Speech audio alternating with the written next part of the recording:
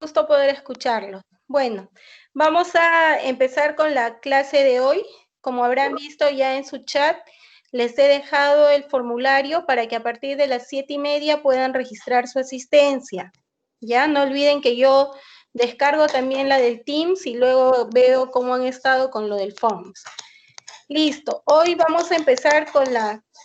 Un favor a los que están haciendo algún ruido, moderarse, porque si no distraen la atención de sus compañeros, no van a dejar escuchar bien y después van a estar perdidos cuando tengan que elaborar sus videos. Bien, les decía que hoy vamos a desarrollar la práctica número 11, que corresponde a las enfermedades bacterianas. Hoy vamos a ver 5 láminas que representan a 5 enfermedades infecciosas de etiología bacteriana. A ver, un minutito, permítanme, voy a...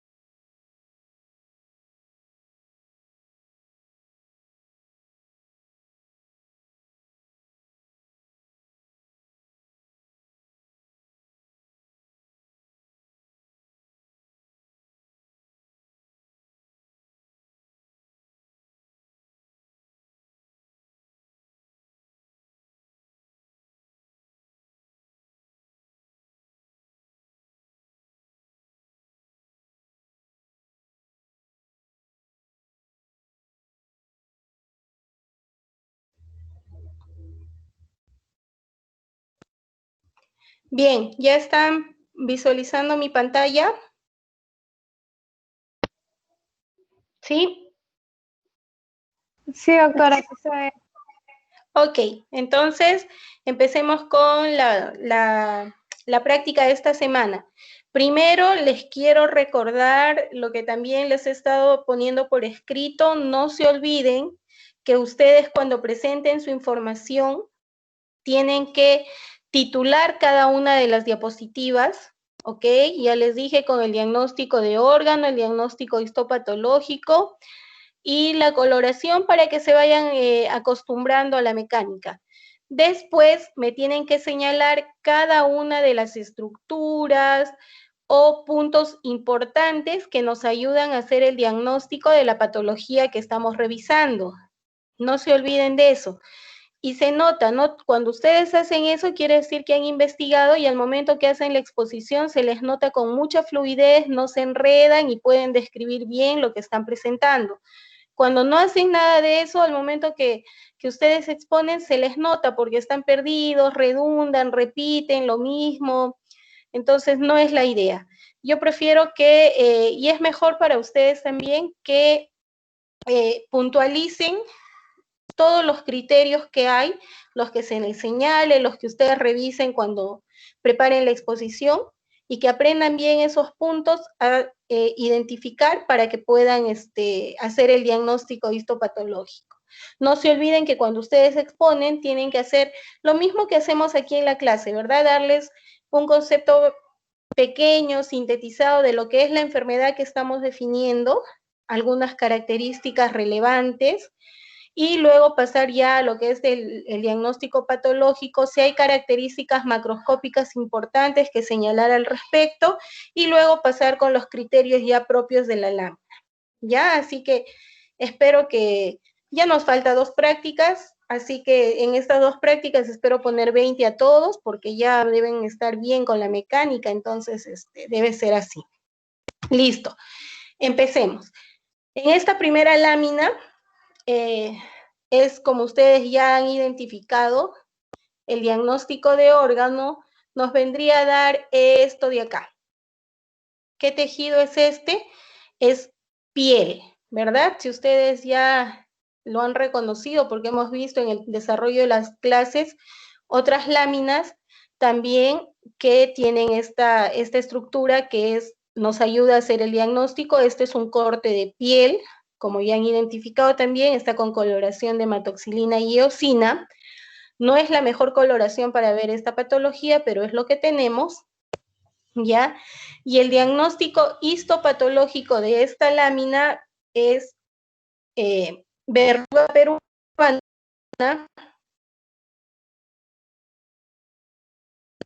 o también en algunos lugares los conocen como bartonellosia, ¿ok? Entonces, vamos a pasar a darles algunos criterios al respecto. Ustedes saben que la enfermedad de Carrión, y lleva este nombre de este mártir de la medicina peruana, porque precisamente fue Carrión que se inoculó la Bartonella para poder demostrar que esta enfermedad tenía los dos estadios, ¿no? Las dos fases, tenía la fase febril y la fase contagiosa. Y bueno, pues en el desarrollo de su estudio, en el desarrollo de su investigación, lamentablemente falleció, constituyéndose en un mártir de la medicina que hoy es muy recordado y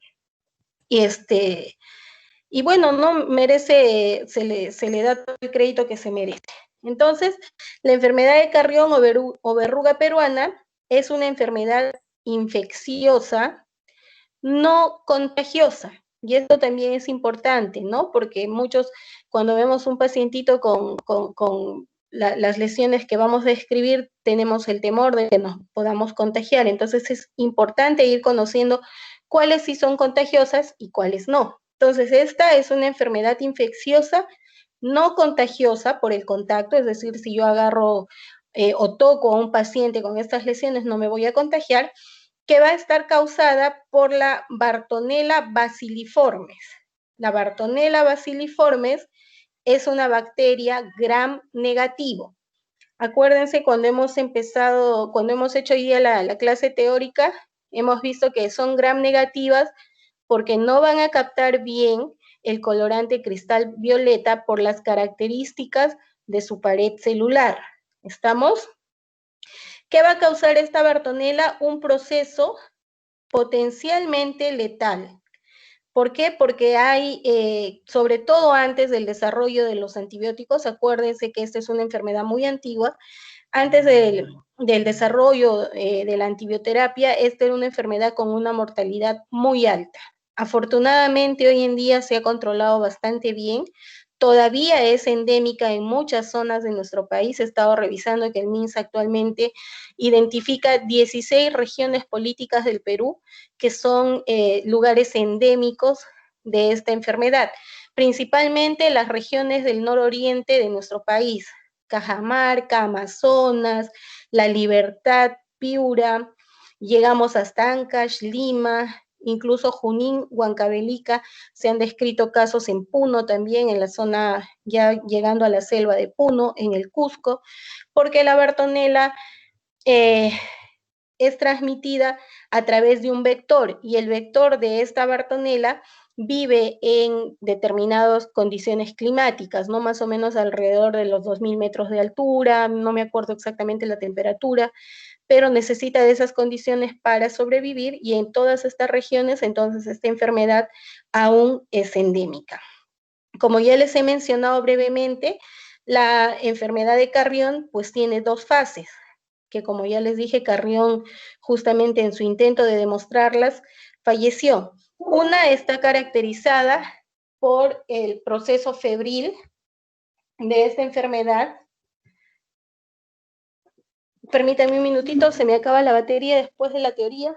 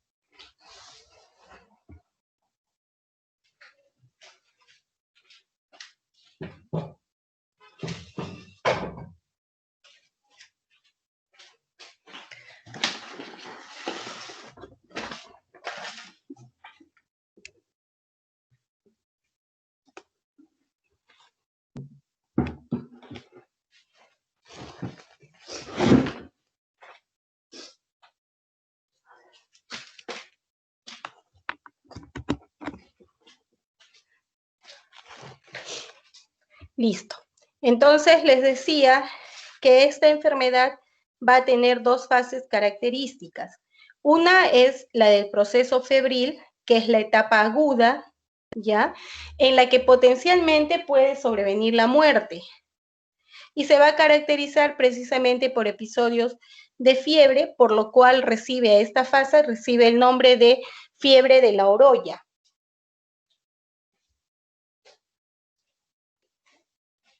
Y la segunda fase, que viene a ser la fase crónica, que se va a caracterizar precisamente por la erupción de lesiones denominadas las verrugas, una de las cuales estamos observando en la imagen.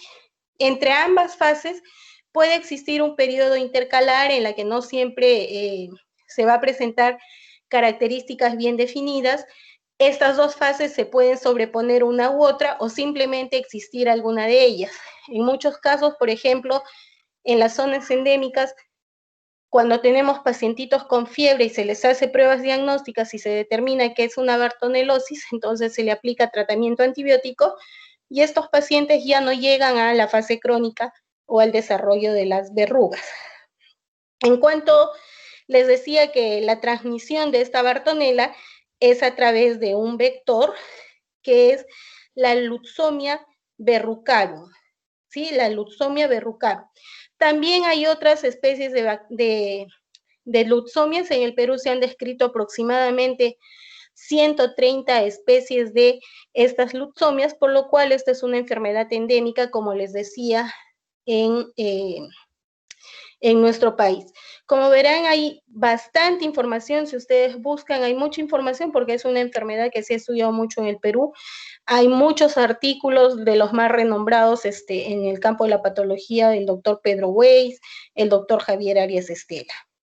A ver, en cuanto a su patogenia, se dice que después de la inoculación, estos bacilos van a infectar las células endoteliales de los vasos capilares, ¿ya?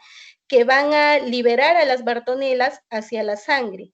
De esta forma van a parasitar las bartonelas, los glóbulos rojos, y por eso van a producir hemólisis con la consecuente anemia severa con la que cursan estos pacientes. A su vez, las bartonelas que han infectado a los glóbulos rojos van a estimular a los macrófagos para fagocitarlos y van a producir adenomegalias, hepatoesplenomegalia e hiperplasia del sistema retículo endotelial.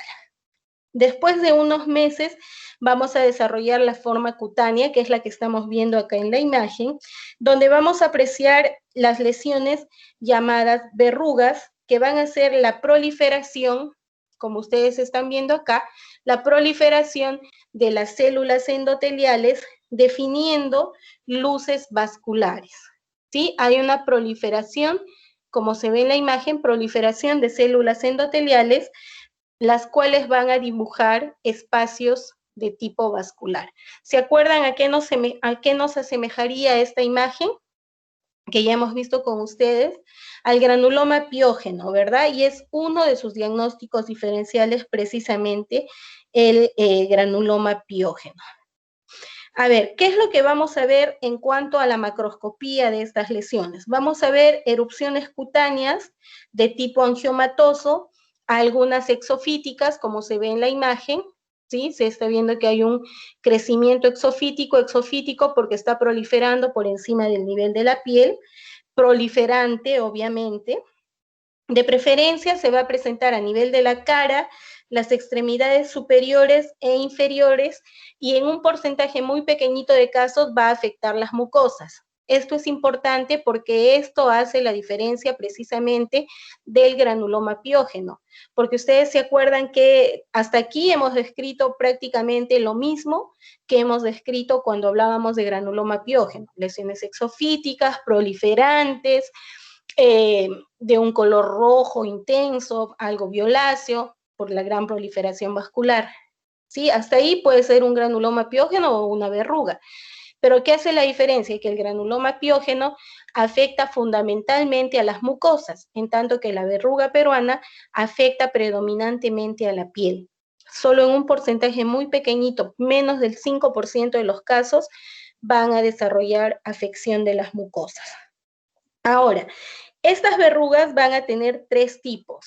Pueden tener una forma miliar, un tipo miliar, que son las más pequeñitas, que son las que miden escasos milímetros, menos de 3 milímetros, ¿sí?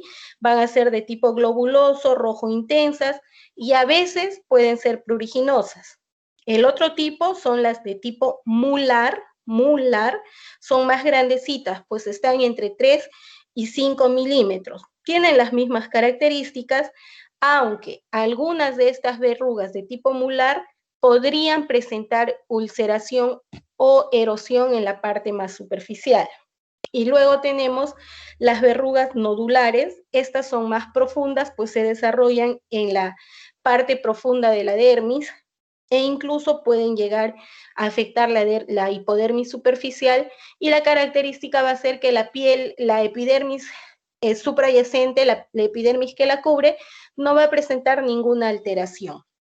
¿Ya? Entonces, acuérdense, tenemos tres tipos de verrugas. A la macroscopía estamos hablando, este es el diagnóstico que van a hacer ustedes cuando se encuentren en su parte clínica.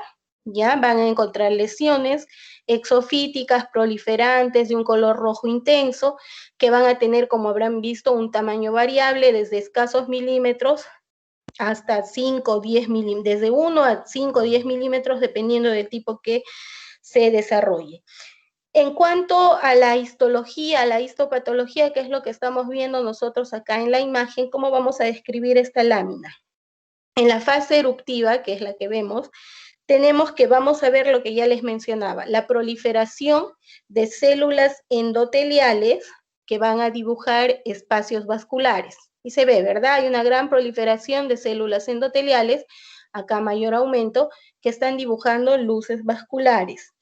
La característica que también hace un poco el diagnóstico con el granuloma piógeno es que acá vamos a encontrar un infiltrado rico en monocitos y macrófagos, ¿ya? Estas celulitas de acá, todas estas de acá que están acompañando a esta proliferación vascular, son ese infiltrado inflamatorio de tipo monocítico, ¿ya? Y de tipo macrofágico. Esa es la característica. Y por el contrario, más bien hay ausencia, como ustedes estarán viendo, hay ausencia de linfocitos, hay ausencia de eosinófilos, hay ausencia de células plasmáticas. ¿Qué haría el diagnóstico? El diagnóstico preciso de esta patología, que nosotros podamos observar al agente etiológico, es decir, que nosotros podamos observar a las bartonelas. Eso nos haría el diagnóstico puntual de esta patología, porque hasta acá yo como patóloga les voy a describir eso, que estoy viendo una lesión exofítica, porque acá en la microscopía también yo veo una lesión exofítica proliferante que va a estar comprometiendo la dermis, porque si ustedes se fijan, la epidermis está conservada, está bonita, el proceso patológico viene a desarrollarse a nivel de la dermis, tanto superficial como dermis profunda, en la cual estoy observando que hay una proliferación de células endoteliales que dibujan luces vasculares, acompañadas de un infiltrado inflamatorio de tipo crónico, donde vamos a observar monocitos y macrófagos. ¿Estamos? Hasta ahí yo describo eso. Entonces ustedes, si han estado atentos a la clase, dirían, pero puede ser un granuloma piógeno también, efectivamente.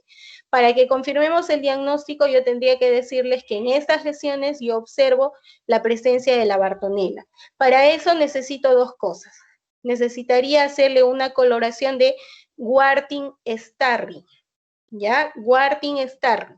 Así se llama la coloración específica para ver a la bartonela. Esto es pregunta de examen en muchos lugares, incluso en el examen de residencia me preguntaron a mí cuál es la coloración para ver a la bartonela basiliformis. Es la coloración de Wartin-Starry, que me permitiría observar a estas bartonelas diseminadas entre esta proliferación de células de células endoteliales. Están en forma difusa, no tienden a formar agregados. Esa es una característica de la bartonela. ¿Qué otra cosa me permitiría hacer el diagnóstico más preciso posible en cuanto a la etiología de esta lesión? Que yo le haga una coloración de Giemsa, ¿ya? Una coloración de Giemsa. Esta coloración de Giemsa, ¿qué me permitiría observar? Lo que muchos, ustedes saben que en nuestro medio todavía hay algunos colegas a los que les gustan los epónimos, entonces me permitiría observar los cuerpos de Rocha Lima. ¿Y qué son estos cuerpos de Rocha Lima?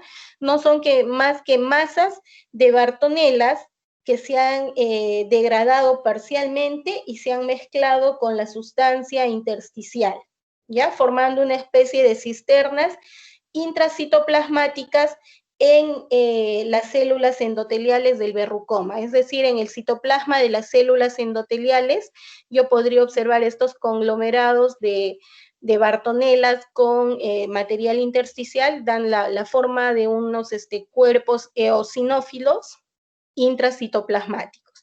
Esos son los cuerpos de Rocha Lima que son patognomónicos del diagnóstico de esta enfermedad. ¿Ya? ¿Qué otras cosas podemos hacer hoy en día? Acuérdense, ya estamos en el ámbito molecular del desarrollo de la patología, entonces podríamos utilizar marcadores de inmunohistoquímica. ¿Para qué? Para poder ayudarnos a precisar aún más el diagnóstico. Aquí, ¿qué podríamos pedir como marcadores de inmunohistoquímica? Podríamos pedir el factor de von Willebrand, el ULEX europeo, y el CD68.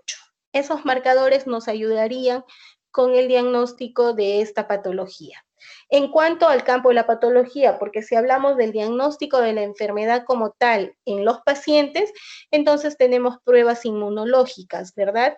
Que nos permiten observar tanto a la bartonela con microscopía de cuerpo extraño, de campo oscuro, perdón, con microscopía de campo oscuro, y también hacer pruebas inmunológicas, ELISA, Western blot, PCR, ¿ya? Entonces, con eso hacemos el diagnóstico en la sangre del paciente.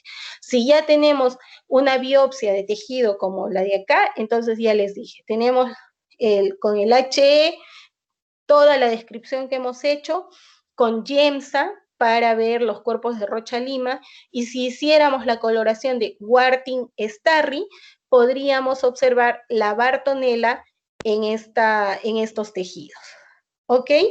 Y luego ya podríamos hacer marcadores de inmunohistoquímica que nos permitirían ayudarnos a hacer el diagnóstico. Yo les decía que esta, al ser una enfermedad que se ha estudiado mucho en el Perú, que habían muchos patólogos que habían participado en el estudio, ¿no? Entonces, por ejemplo, el doctor Arias Estela planteó que este verrucoma, esta lesión, tenía varios modelos. Dentro de ellos tenemos el modelo angiomatoso, ¿ya? Que es el que estamos observando, angiomatoso, porque hay formación de vasos sanguíneos. Luego había un modelo trabecular o cribiforme, ¿ya? Y finalmente teníamos el modelo compacto, en el que estas células endoteliales proliferaban formando una lesión compacta, sólida, no como la que estamos viendo acá, que esta vendría a ser el tipo angiomatoso, les repito, porque hay formación de luces vasculares. ¿Hay alguna pregunta respecto de esta lámina de la verruga? ¿No? Listo, avanzamos entonces. A ver, en esta segunda lámina es un órgano que ya ustedes conocen bastante bien, ¿verdad? Porque ya lo en varias otras láminas. En la primera diapositiva, que es, nuevamente les indico, una visión en panorámico que nos permite reconocer estructuras que nos van a ayudar a hacer el diagnóstico de órgano. ¿Qué reconocemos acá? Estamos reconociendo que hay unas luces, ¿sí? Unas luces, unas formaciones. Acá al borde se ven un poquito más, unas luces tapizadas por epitelio aplanado. Estas luces son los alveolos, que no se ven vacíos, y justamente ahí va el diagnóstico de la patología que estamos viendo hoy día, ¿ya? Entonces, el diagnóstico de órgano acá es pulmón, ¿ya? Con coloración de hematoxilina y eosina, ya lo conocen ustedes, y el diagnóstico histopatológico es una neumonía. En el caso es una neumonía bacteriana, ¿ya? Vamos a señalar ahorita las características. Esta es una lámina de un corte de pulmón con coloración de hematoxilina y eosina y que tiene como diagnóstico etiológico, diagnóstico histopatológico, perdón, una neumonía bacteriana. Las neumonías son enfermedades infecciosas, inflamatorias, que van a afectar al tejido pulmonar. Cuando hablamos de tejido pulmonar afectado por este tipo de enfermedad, hablamos de que se han afectado los alveolos, el intersticio. ¿Se acuerdan que yo les decía el intersticio es el espacio que separa un alveolo de otro? ¿Sí? Puede tener una forma mixta, es decir, que se haya afectado tanto el alveolo como el intersticio. ¿Ya? Si hablamos de que hay afección únicamente de las luces alveolares, estamos hablando de una neumonía alveolar. Si se ha afectado el espacio intersticial, entonces estamos hablando de una neumonía intersticial o neumonitis. Y si hablamos del componente que se ha afectado tanto de la luz alveolar como el intersticio, estamos hablando de una neumonía mixta o lo que vendría a ser el daño alveolar difuso, ¿ya? Porque hay muchas enfermedades, por ejemplo, la pandemia que hoy nos tiene confinados a todos, la H1N1, el COVID, lo que produce es eso, produce un daño alveolar difuso, es decir, compromete tanto la luz alveolar como el intersticio, ¿ya? Entonces, la neumonía alveolar, que es la que tenemos en imagen, se va a desarrollar formando un bloque de condensación pulmonar lobular. ¿Qué quiere decir esto? Que este proceso infeccioso inflamatorio va a comprometer todo un lóbulo del pulmón y de allí se puede ir extendiendo hacia todo un pulmón o a ambos pulmones, al espacio pleural, comprometer la pleura, incluso salir hacia el mediastino y demás. Ya puede llegar a ser cuadros muy severos, sobre todo los que son causados por estafilococos. A ver, ¿qué es lo que vamos a ver? Lo que ustedes tienen en imagen. Vamos a ver que los alveolos van a estar ocupados por un exudado inflamatorio. Eso es lo que estamos viendo. Por eso es que ustedes, si se acuerdan, cuando hemos visto las otras patologías donde veíamos cortes de pulmón, veíamos que estos espacios o luces alveolares deberían verse libres, así, ¿no? Libres. ¿Por qué? Porque deberían estar conteniendo aire, y el aire no se pinta con esta coloración y deberíamos ver así como un panal de abejas lleno de luces claritas. Pero acá, ¿qué estamos viendo? Casi ni siquiera se puede reconocer bien los alveolos porque estamos viendo que la luz alveolar va a estar ocupada de un exudado inflamatorio. Así es como se define. Si nos acercamos, efectivamente vemos eso, que esta luz alveolar va a estar ocupada por un exudado inflamatorio que va a estar constituido por lo que ustedes ven acá. A ver, ¿qué estamos mirando? ¿Qué células serán estas? Son células inflamatorias de tipo polimorfo nuclear. Es decir, estamos hablando de neutrófilos.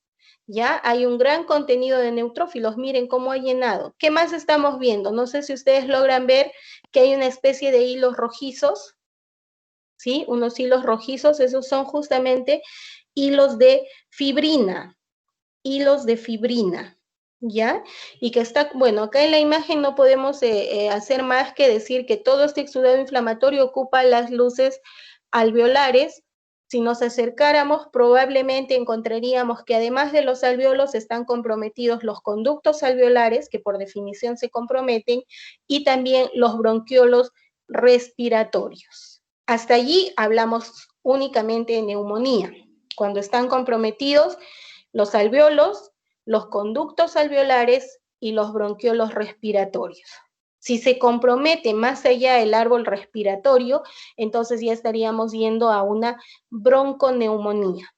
¿Ya? Entonces hay que saber diferenciar eso. Cuando hablamos de neumonía, hablamos de alveolo, conducto alveolar y bronquiolo respiratorio. Ustedes se van a acordar de sus clases de histología.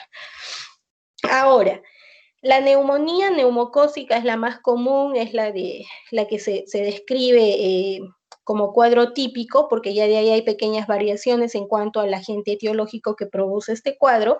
La neumonía neumocócica afecta fundamentalmente a adultos jóvenes, ¿sí?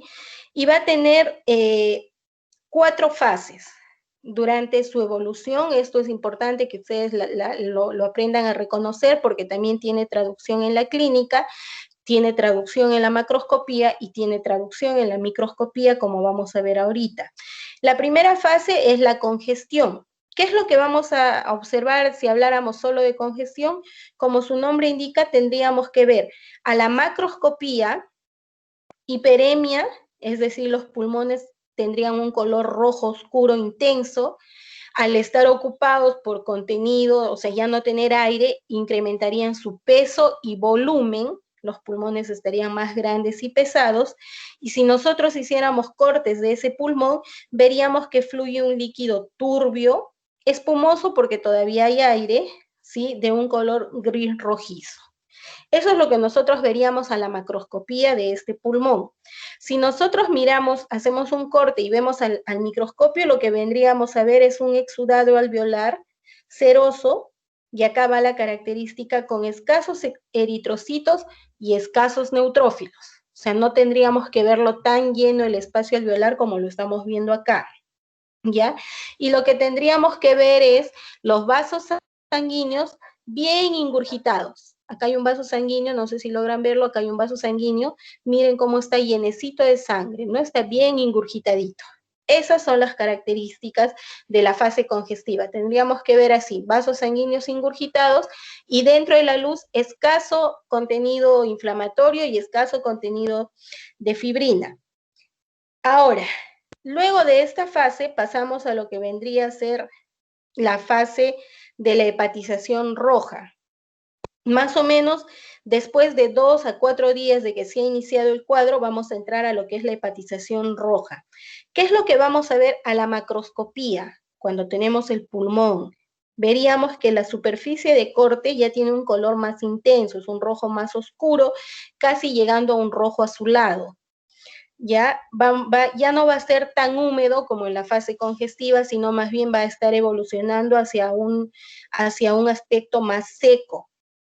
Ahora, si nosotros hacemos un corte y lo observamos a la microscopía, ¿qué es lo que vamos a encontrar? Vamos a encontrar alvéolos con un rico y abundante exudado de fibrina, como lo estamos viendo acá en la imagen, miren, hay abundante fibrina, sobre todo acá en este alvéolo, miren cómo se ven los hilitos de fibrina, con abundante infiltrado inflamatorio, y por ahí escasos eritrocitos, ¿sí? Escasos eritrocitos, como por ejemplo por estas zonas de acá, escasos eritrocitos, y abundantes macrófagos y los leucocitos polimorfonucleares.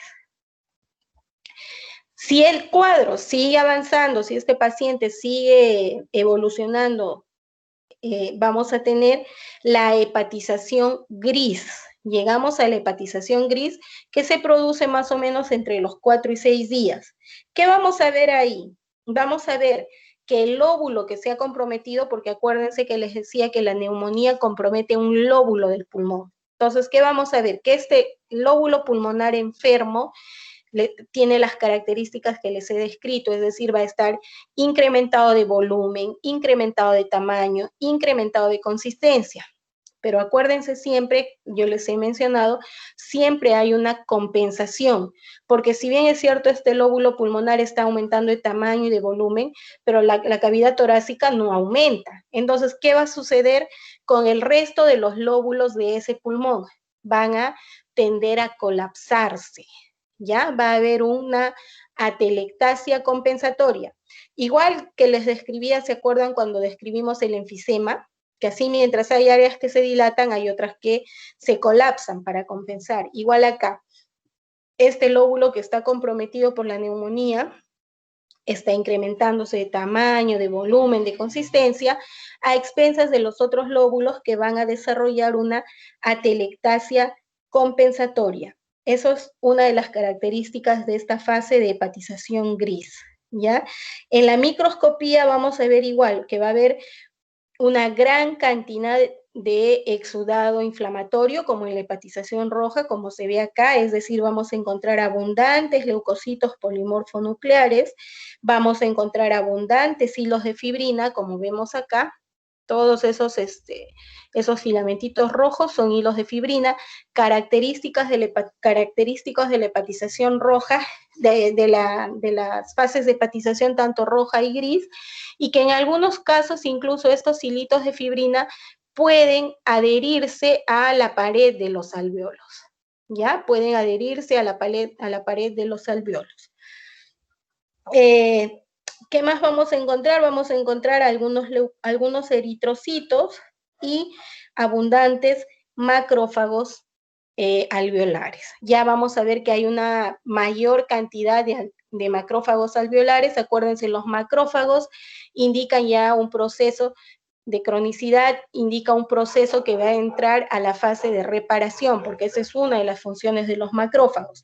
Y precisamente eso nos da pase a la siguiente fase, que es la de resolución. El proceso de resolución se va a dar entre los 6 y 12 días y precisamente se va a caracterizar porque va a haber una reparación por los macrófagos. ¿Se acuerdan que yo les decía que desde la hepatización roja empezaban a aparecer ya macrófagos alveolares, que se ven mucho más en la hepatización gris, y acá en la fase de resolución ya hay mayor cantidad de macrófagos que van a iniciar el proceso de reparación de la pared y de los septos alveolares, ¿sí? Incluso vamos a ver que una vez que ha culminado este proceso de reparación, este proceso de resolución por parte de los macrófagos, estas zonas, es decir, una vez que se elimina este componente inflamatorio de la luz alveolar, estos alveolos van a recuperarse y van a volver a airearse más o menos alrededor de los 14 días, ¿ya? Ustedes saben que ahora con el avance de la antibioticoterapia, ya la neumonía no es un cuadro mortal, salvo algunas excepciones, ¿no? Porque se cura, se elimina el germen que está provocando todo este cuadro, entonces el proceso de resolución por parte de los macrófagos elimina todo este contenido inflamatorio, toda esta fibrina de la luz alveolar, y este alveolo se recupera, se vuelve a airear más o menos alrededor de los 14 días. ¿Hay alguna pregunta?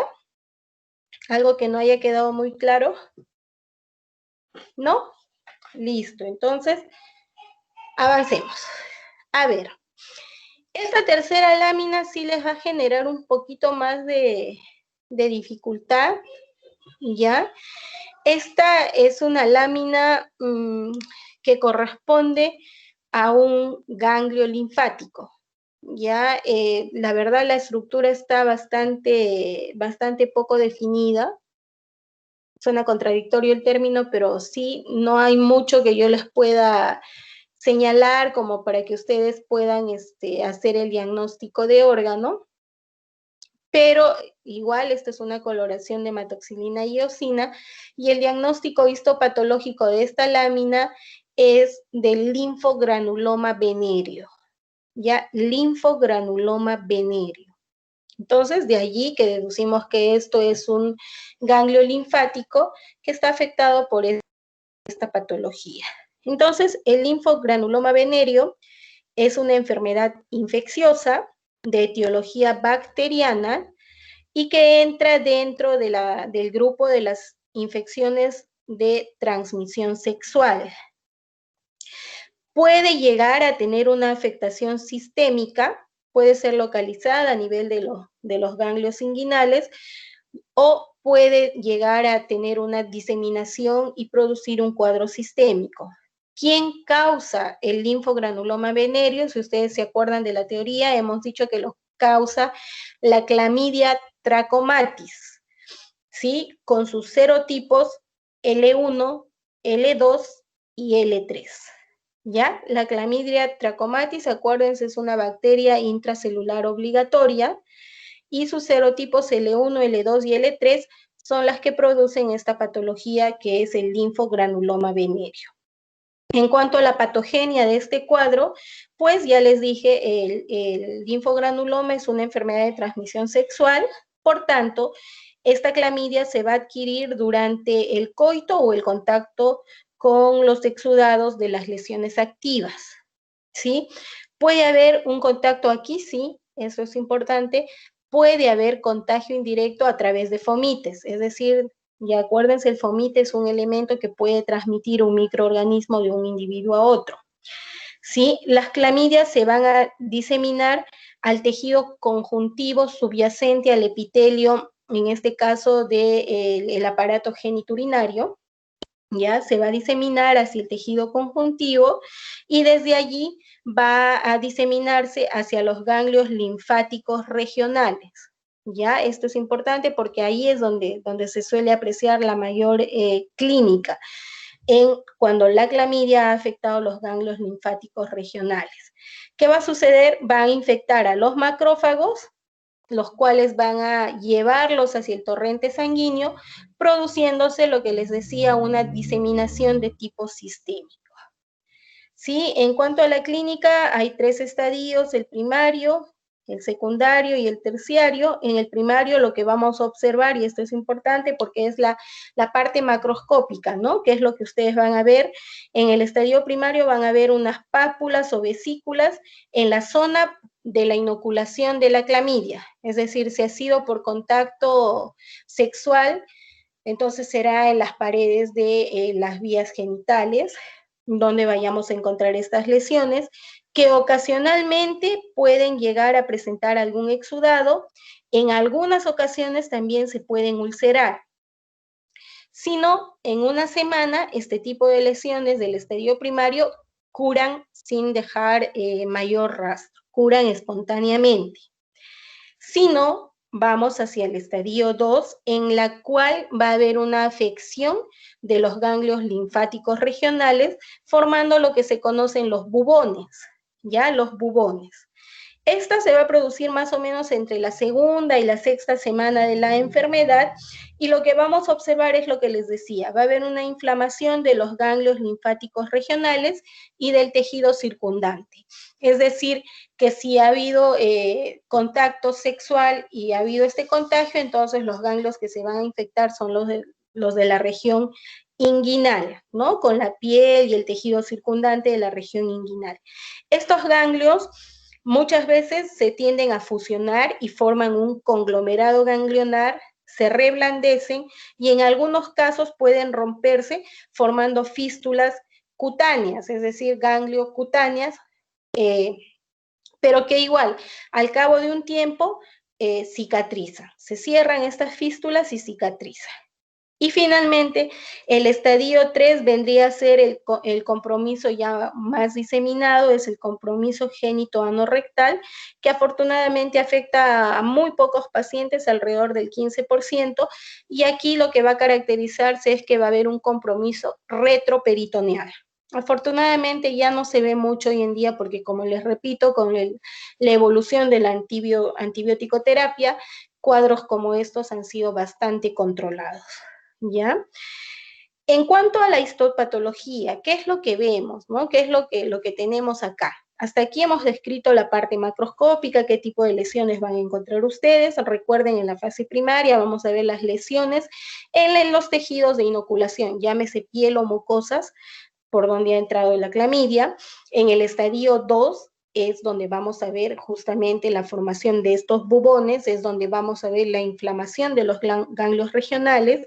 Si nosotros le toman una biopsia, porque imagínense que ustedes estén en la clínica y ven que llega un paciente que tiene ganglios agrandados, tumefactos en la región inguinal, hay que hacer el diagnóstico, ¿no? Puede ser un linfoma, puede ser una enfermedad como esta. Se hace una biopsia de esos ganglios y lamentablemente vamos a tener lo que estamos viendo en la imagen, una histopatología inespecífica. Ya, lamentablemente, es así, no hay características así patognomónicas como en el caso de la verruga, que nosotros podemos decir, si vemos esto, esto, esto. Acá no. Lo que vamos a ver es lo que tienen en la imagen ustedes, que hay abundante contenido inflamatorio. Ya ustedes están viendo acá que hay abundante infiltrado inflamatorio, a predominio que polimorfo nuclear, es decir, hay abundantes neutrófilos, ¿sí? Si estas lesiones estuvieran en su fase ulcerada o fistulizada, veríamos eso en la imagen. Si hablamos de una úlcera, estaríamos diciendo que hay una necrosis de tipo licuefactivo, ¿sí? Si hay una fístula, también tendríamos que ver el conducto de la pared de la fístula. Si no, lo que estamos viendo es esto, un infiltrado inflamatorio rico en polimorfonucleares, pero que además puede estar acompañado de histiocitos, de plasmocitos, y por allí, que no es el caso, yo en la tarde miraba la lámina y no es el caso, también describen que podríamos encontrar células gigantes multinucleadas, ¿ya? Como ustedes están viendo, la arquitectura ganglionar está totalmente distorsionada. Ustedes están viendo, lo que vemos es que ha sido reemplazado por este infiltrado inflamatorio abundante, que en algunos casos tiende a formar abscesos, que es lo que estamos viendo acá en la imagen, miren, ¿sí? En algunos casos este infiltrado inflamatorio tiende a formar abscesos. Acuérdense, los abscesos están definidos por las células que han entrado en necrosis, es decir, vamos a ver detritus celulares, vamos a ver un componente inflamatorio a predominio polimorfo nuclear, vamos a ver algo de fibrina. Todo este conjunto va a formar luego lo que es la pus, ¿ya? Así se define un absceso. Entonces aquí la arquitectura del ganglio está totalmente distorsionada, ha sido reemplazada por este abundante infiltrado inflamatorio que en algunas ocasiones tiende a formar abscesos, como se ve en la imagen, ¿ya? Acuérdense, además en este infiltrado inflamatorio podemos encontrar histiocitos, plasmocitos, es decir, células plasmáticas, y ocasionalmente podemos encontrar células gigantes multinucleadas.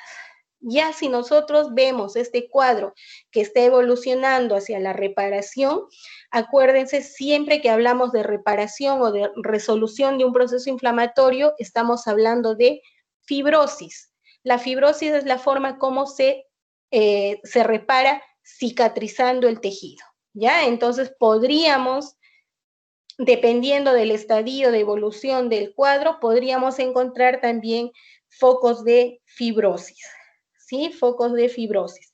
Si no, ya les dije, encontramos abscesos, focos de necrosis, etcétera. Aquí también podríamos hacer algunos estudios, algunas coloraciones que nos permitieran observar a la clamidia. Ya podemos observarla mediante coloraciones de Giemsa, coloraciones de Wartin-Starr. Podríamos observar a esta bacteria intracelular. Ya nos podría ayudar con alguna otra coloración para hacer el diagnóstico. ¿Qué más? ¿Hay alguna duda, alguna pregunta? ¿Algo que quieran que les aclare? No, entonces seguimos. A ver, sí, les Sí, escucho. el A ver, absceso primero que la menciona. dama, por favor, que habló primero Ok. y luego pasamos a usted, estimado. Dígame, señorita. Hola, ¿qué tal? Yo lo que preguntaba era en qué estadio era este, que no escuché bien, secundario o terciario. Secundario. Cuando hay compromiso ganglionar, es decir, cuando hay inflamación de los ganglios linfáticos regionales, que se conoce como bubones, entonces estamos en el estadio secundario. El estadio terciario es cuando ya hay un compromiso retroperitoneal. Ya hay un compromiso retroperitoneal. ¿Sí? Ya, gracias. Sí. Ahora, ok, ahora escuchamos al alumno que quería intervenir. Te escucho. Sí, ¿qué tal, profesora? Lo que mencionó el absceso es la estructura de la imagen uno, ¿no? La estructura gigante, o bueno, la más grande, ¿no? Sí, esta de acá, que te estoy delimitando con el cursor. Eso vendría a ser el absceso, donde les he dicho que hay focos de necrosis, porque mira, toda esta área que parece que ya no tuviera células, estamos hablando de necrosis. Les decía que en el absceso vamos a encontrar eso, necrosis del tejido, vamos a encontrar abundante infiltrado inflamatorio y por allí algo de fibrina. Todo eso forma un absceso y luego vendría a llenarse de lo que es pus, ¿no? ¿Sí? ¿Está claro? Doctora, Hola. Sí, disculpe. gracias. Ok, ahora te escucho, dime. Hola. Una pregunta, en la imagen 2, en la parte donde se ven como si fueran células que están yendo hacia el punto blanco, ¿qué se referiría a eso? ¿Estos que te señalo? Sí, Ya, estas celulitas que te señalo vienen a ser parte de lo que ya sería el componente de reparación. Ahí yo veo que hay algunos fibroblastos, veo que hay macrófagos. Acuérdense, les decía, cuando ya el cuadro va evolucionando, entonces va a cicatrizar con fibrosis. Entonces, ¿quién forma el tejido fibroso? Forman los fibroblastos, por eso vemos estas, ahí donde está mi cursor, acá, vemos estas celulitas alargadas, ¿sí? Y de ahí las células más redonditas y grandes son los macrófagos, son los histiocitos, y las más pequeñitas de por aquí son los neutrófilos, ¿sí? gracias. Ok, ¿alguien más? ¿No? Entonces avanzamos. Vamos, esta cuarta lámina también está un poco complicada de reconocer el órgano. Yo tampoco, aquí no hay órgano. Y si ustedes se acuerdan, la patología no solo estudia los tejidos, sino también nosotros dentro de la patología tenemos a la citología. ¿Ya? Acuérdense de la citología, nosotros hacemos estudio de las células, ya sea a través de frotis, es decir, por ejemplo, ustedes tienen un derrame pericárdico, un derrame pleural, una citis, ustedes toman una muestra de ese líquido y lo mandan a patología para que se estudie el tipo de células que hay en ese líquido. Ya muchas veces son solamente células inflamatorias y en algunas ocasiones se puede hacer diagnóstico de otro tipo de patologías, incluso llegando al diagnóstico de las neoplasias malignas, es decir, de los cánceres o sarcomas, a través del estudio de este contenido, de este material citológico. Esta lámina es así. Esta lámina es un extendido de un exudado. No me han precisado si es ureteral, porque tampoco reconozco muy bien las células ahí para hacer el diagnóstico, pero es un exudado de gonorrea, de un paciente con gonorrea. Ya es un exudado de un paciente con gonorrea. Y ustedes están viendo ahí, bien claritos. Y eso sí nos ayuda a hacer el diagnóstico. Acá. Ustedes están viendo que hay bacterias cocoides agrupadas en parejitas. Es decir, estamos viendo diplococos. ¿Sí? Y eso nos hace el diagnóstico de esta patología. Entonces, también estamos con coloración de hematoxilina y eosina. La muestra es exudado gonocócico o exudado de paciente con gonorrea, ¿ya? ¿Qué es la gonorrea? Vamos a hacer un marquito teórico, como les he dicho, que ustedes deben desarrollar. La gonorrea es una enfermedad infecciosa, ¿ya? Que va a estar causada por la Neisseria gonorrhoeae. Neisseria gonorrhoeae. ¿Qué es lo que estamos viendo acá? Son diplococos, es decir, cocos agrupaditos en parejas, gram positivos. Si nosotros corriéramos una tinción de gram, entonces veríamos ahí a los diplococos, ¿ok? Entonces, la gonorrea se produce porque hay una inflamación ascendente, ¿sí? Con extensión superficial por diseminación de estos gonococos. La Neisseria gonorrea va a infectar el epitelio de órganos como la uretra, ya sea masculina o femenina, el cérvix, el recto, puede ser también que infecte la faringe o las conjuntivas, dependiendo de la vía por la cual se ha contagiado el paciente. Se va macroscópicamente o clínicamente, va a producir irritación, dolor, puede haber algo de secreción purulenta, que precisamente es lo que tenemos acá. Tenemos un extendido con secreción purulenta y que puede, en su forma más grave, en su forma diseminada, puede afectar además las articulaciones. Están descritas la artropatía gonocócica, ¿ok?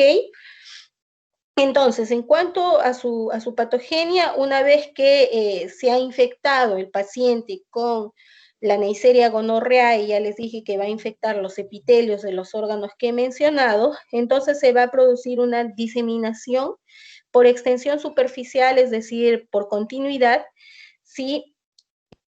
Y estas neiserias se van a adherir a estas células epiteliales mediante sus pili, porque en su estructura tienen pilis, y además por proteínas de su membrana externa.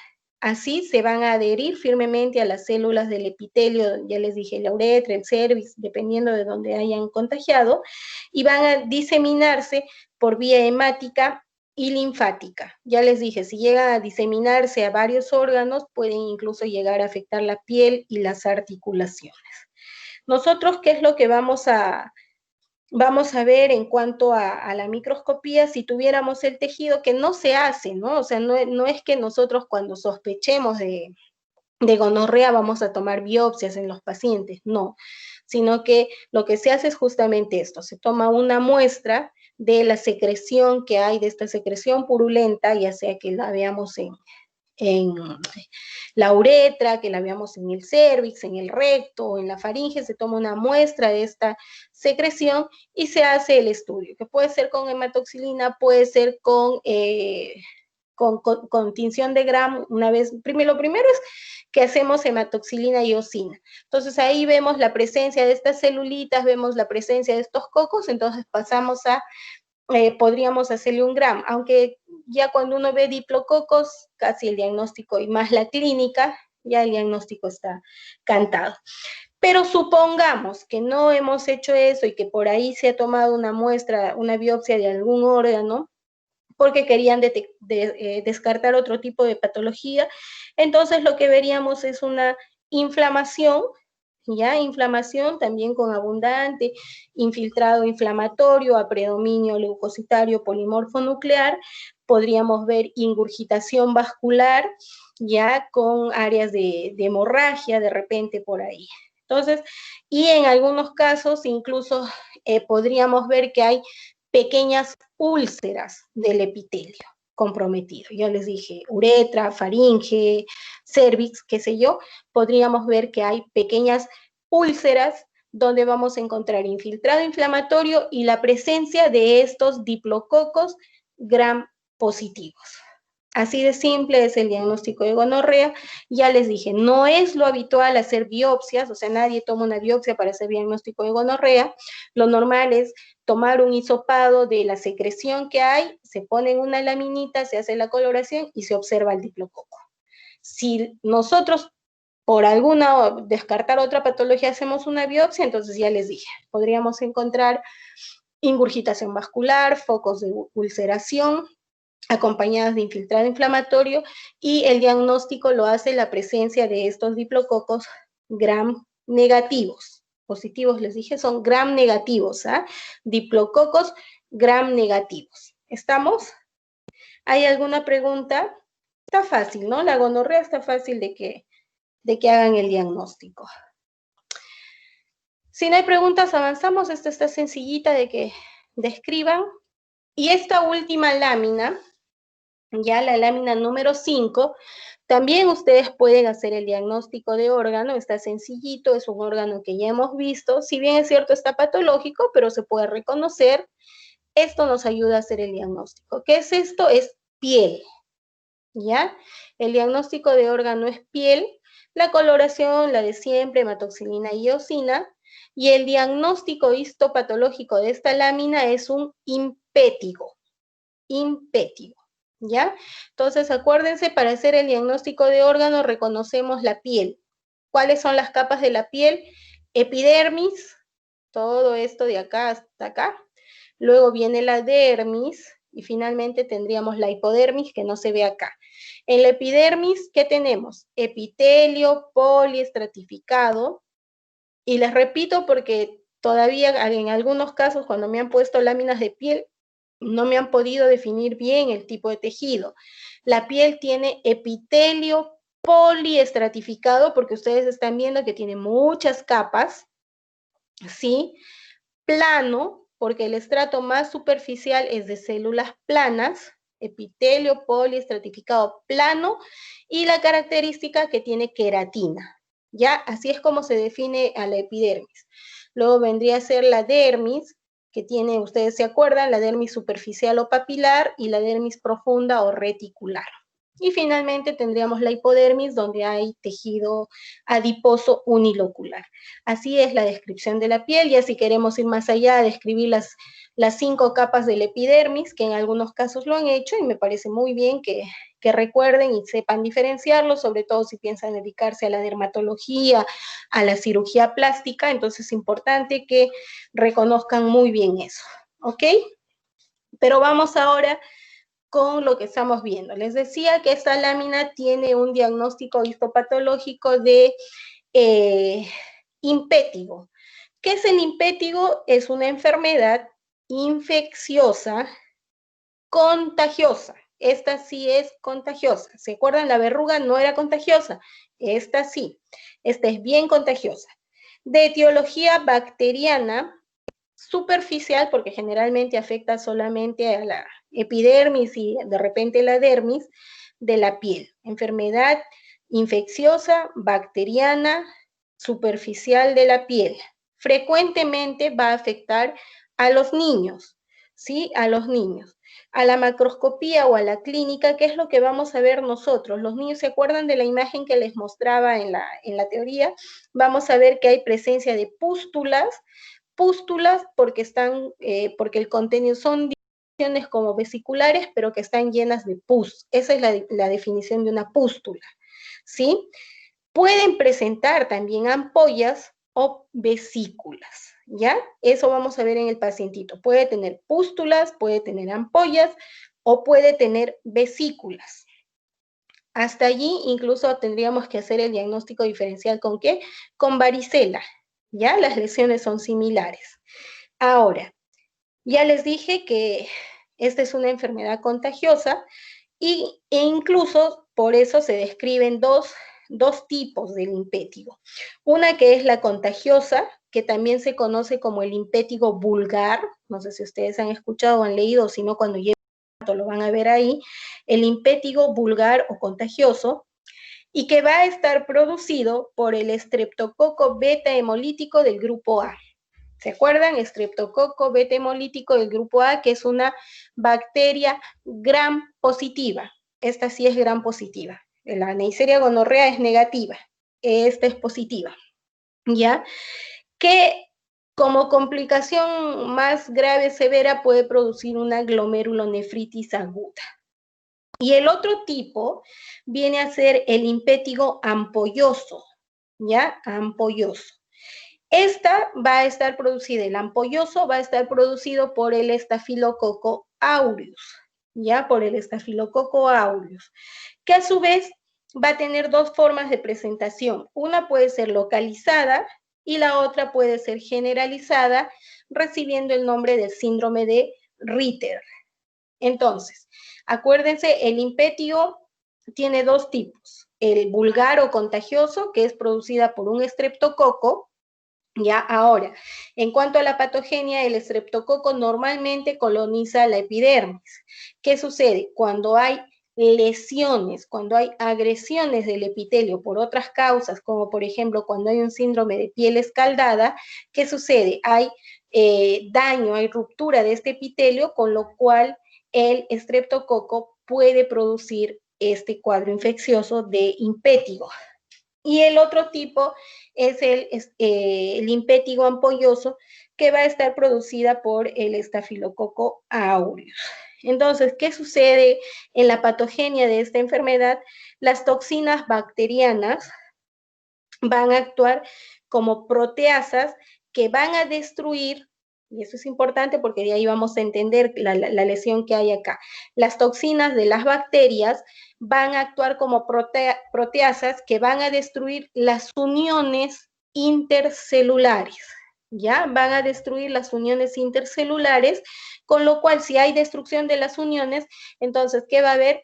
Va a empezar a separarse, va a empezar a dejar espacios entre las células, formando las lesiones típicas del impétigo, que son las vesículas. Vesículas si son pequeñitas y de contenido ceroso, Si estos espacios se llenan de pus, vamos a hablar de pústulas, y si los espacios son muy grandes, son más grandes, entonces vamos a hablar de ampollas. ¿Se dan cuenta cómo entendiendo la patología podemos entender la clínica que tiene este pacientito, verdad?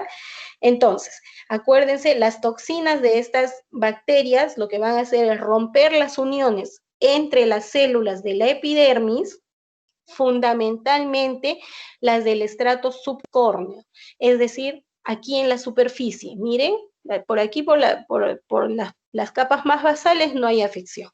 La afección por impétigo es acá, en los estratos superficiales. Miren cómo se ha separado, han dejado. ¿Por qué? Porque esas uniones entre células se han roto por las toxinas bacterianas y han formado espacios. Ya les digo, si estos espacios son pequeños, entonces hablamos de vesículas, ¿no? Si son pequeños y están llenos de líquido seroso, son vesículas. Si están llenos de material purulento, hablamos de pústulas, y si estos espacios son más grandes, hablamos de ampollas.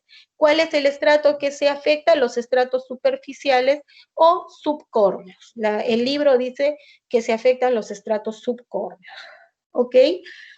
A la macroscopía, ¿qué es lo que ya les dije? Esta es una enfermedad bien contagiosa de persona a persona. O sea, si ustedes tocan a un pacientito con impétigo, se van a contagiar. A la macroscopía, ¿qué es lo que vamos a ver? Lo que acabamos de describir. Vamos a ver una mácula papulosa, que puede ser una vesícula subcórnea, ya les dije por qué se forma la vesícula subcórnea, que en algunos casos se puede romper, ¿ya? Se puede romper formando pequeñas úlceras, ¿sí? Y luego formar, cuando se rompe esta vesícula, entonces va a dejar fluir un exudado amarillento, espeso, característico del impétigo, ¿sí? Y luego va a formar unas costras amarillentas.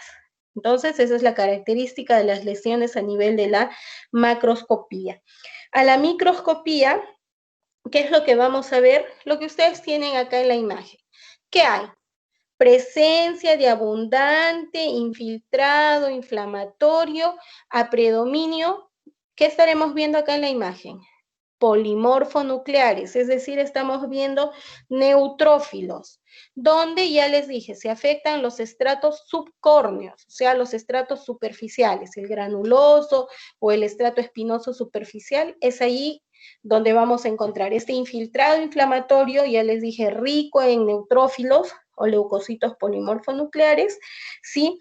Que incluso en algunos casos, como les decía, van a formar pústulas, es decir, van a tener contenido purulento, ¿ya? Por debajo del estrato córneo. Además, si la epidermis es la que se está dañando, entonces podemos encontrar algunas alteraciones a nivel de la epidermis. ¿Qué alteraciones son? Estas alteraciones son de tipo reactivo, inespecífico. O sea, si ustedes me describen que, por ejemplo, hay acantolisis, eso no hace el diagnóstico de impétigo, pero si yo les describo acantolisis más todo lo que les estoy describiendo, formación de vesículas subcórneas con abundante infiltrado inflamatorio de tipo neutrofílico, y además le hago una tinción de Gram y observo ya sea estafilococos o estreptococos, entonces el diagnóstico está hecho, ¿verdad? Si no, la clínica me va a orientar bien. Entonces, ¿hay alguna pregunta al respecto? ¿Algo que quieran que les aclare respecto de esta lámina? ¿No? Bueno, me alegro que haya quedado claro. ¿Sí? Bueno, chicos, hoy no hemos repasado Doctora, disculpe. Dime. ¿Ese espacio blanco que se ve ahí sería una vesícula? Sí, esto. ¿Sí? ¿A eso Ya. te refieres? ¿Sí? Ajá, sí. Eso es una vesícula, efectivamente. Ya, Sí. ok, gracias. ¿Algo más? Listo. Doctora, una consulta. Acá no se puede ver la acantolisis, ¿no? ¿O sí? La acantolisis es precisamente el rompimiento de estas uniones intercelulares en estas papilas acantolíticas. en estas proyecciones de acantosis. Acuérdense, es la proliferación de las células epidérmicas formando grandes crestas, ¿verdad? Entonces, cuando hablamos de acantolisis, estamos hablando de que estas uniones intercelulares se han separado. Y acá se ve, mira, estás viendo como que las células están más separadas, están más abiertas. A eso llamamos acantolisis. ¿Hola? Gracias, doctora. Ok.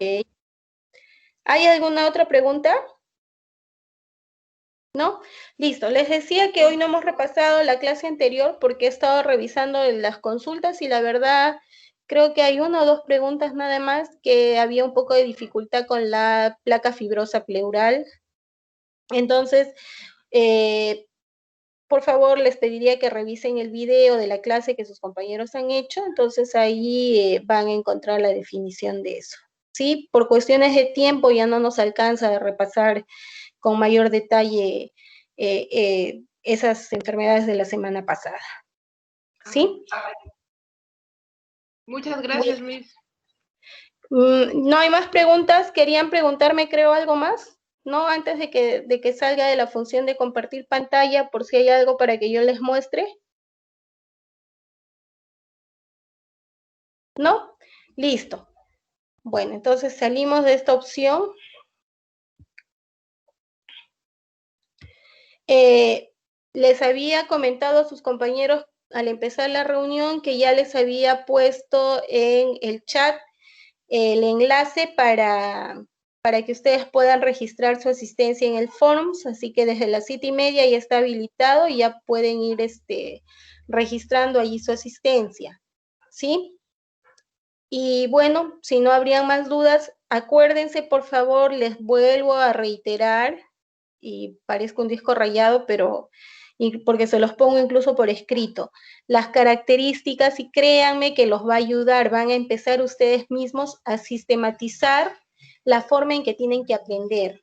Ya acostúmbrense siempre a rotular las estructuras que ayudan a hacer el diagnóstico en cada una de las patologías. Por eso, si ustedes se dan cuenta, yo les repito y les los criterios que nos ayudan a hacer el diagnóstico. Ustedes me ponen ahí una flechita y me ponen, ¿no? Vesícula, por ejemplo, en el impétigo, vesícula subcórnea acompañada de abundante infiltrado polimorfo nuclear.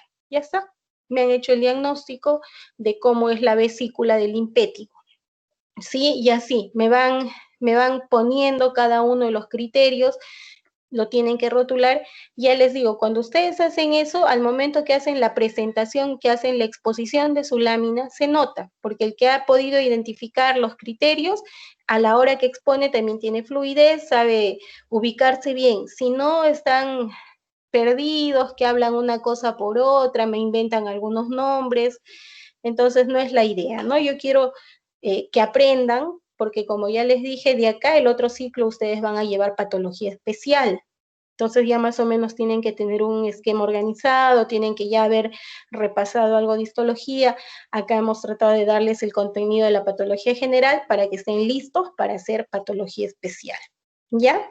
Y luego, bueno, pues cuando ya sean médicos tienen que entender lo que les escribamos, porque como ustedes han visto, por ejemplo, hoy día, de todos los diagnósticos, varios de ellos, y la clase pasada igual, es inespecífico, los hallazgos son inespecíficos, entonces necesitamos completar, ¿no? Como todo en medicina, tenemos que hacer una unidad. La información del clínico, la información del cirujano, qué es lo que él ha encontrado, por eso siempre les hago énfasis en los hallazgos macroscópicos, porque eso es lo que ustedes van a tener que observar, van a tener que describir, luego yo les voy a describir la patología, y entre ambos podremos hacer una presunción diagnóstica o en algunos casos, y si no, un diagnóstico definitivo, que al final se va a traducir en un paciente bien tratado oportunamente, por tanto, un paciente curado y feliz, que es lo que todos perseguimos, ¿verdad? Entonces, aprendan, les repito, tienen que aprender a hacer el diagnóstico del órgano, los criterios del diagnóstico histopatológico, para que vayan sistematizando. ¿Listo? Entonces, si no hay más preguntas, yo me despido. Los espero el otro jueves ya para la última clase. el fin de semana voy a empezar a corregir sus trabajos, ¿sí? Esta semana estoy bien complicada en el trabajo, entonces el fin de semana les corrijo y ahí les alcanzo las observaciones que encuentre. Listo, chicos, ha sido un gusto poder haber podido compartir la descripción de estas láminas. Sigan cuidándose y nos vemos el otro jueves. Permítanme un ratito antes de que se vayan, voy a descargar la lista, ya me estaba olvidando. A ver. Listo, ya está, ya tengo la lista, ahora sí se pueden desconectar, les agradezco. Adiós. Hasta el otro jueves, chicos. Gracias.